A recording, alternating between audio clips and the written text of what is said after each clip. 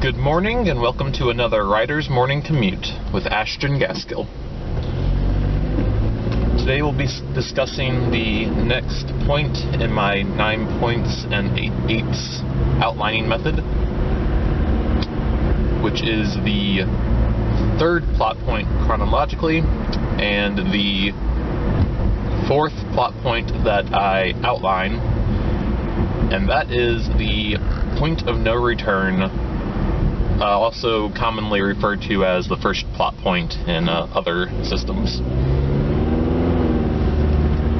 This is the point that occurs around 25% of the story. And when I say that, I don't necessarily mean that's a hard number by any means. And depending on what storyline it is, if it's a side or if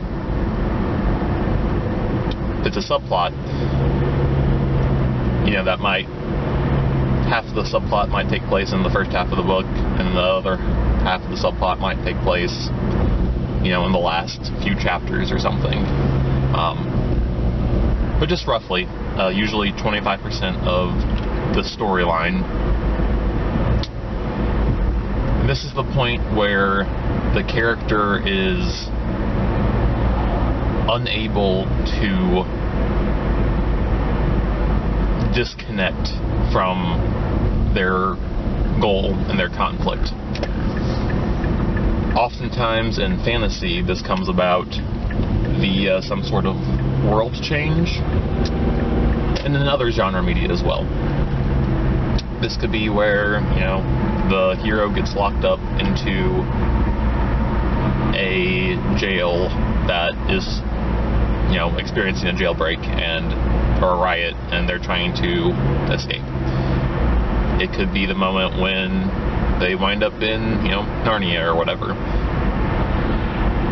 This is the moment where it's, too late to go back. They can't just go home and not do this anymore.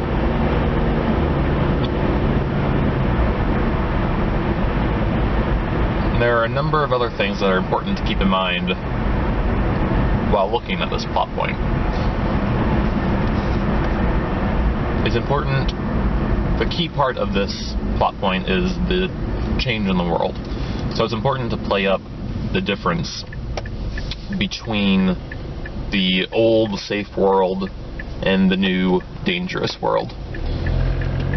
It's important to show that the main character was comfortable and competent, at the very least, in the old world, while in this new world they're kind of flailing, failing, and overall unable to get their feet underneath them. They don't know what's going on. They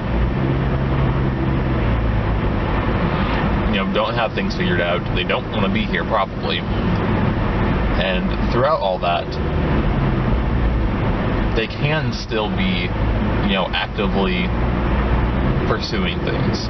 It's kind of an older style to have the main character be purely reactive for the first half of the book, and then only active or proactive in the second half of the book. And more commonly in more modern stories, the character is trying to be proactive in one way at this point, such as proactively trying to get home while reacting to all this other horrible stuff that's happening to him, until they get to the midpoint where they realize, I can't proactively get home, I've been reactively trying to deal with this antagonist.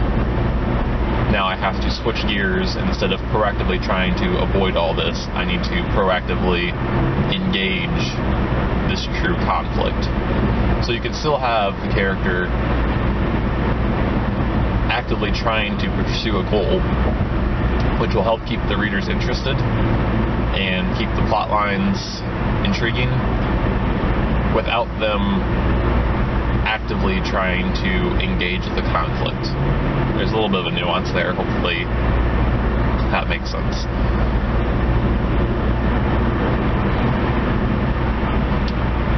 Some other things to keep in mind throughout this are, before this plot point, how your cast changes. A lot of times you might have different characters before and after this plot point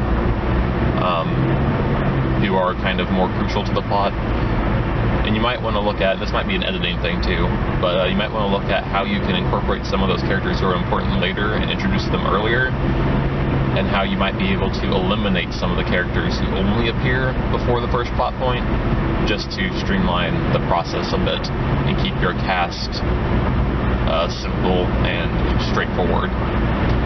But you don't always have to go the utilitarian route. It's kind of a style thing, so it's up to you. But those are my thoughts on The Point of No Return. Thank you for riding with me this morning. I hope you have a great day.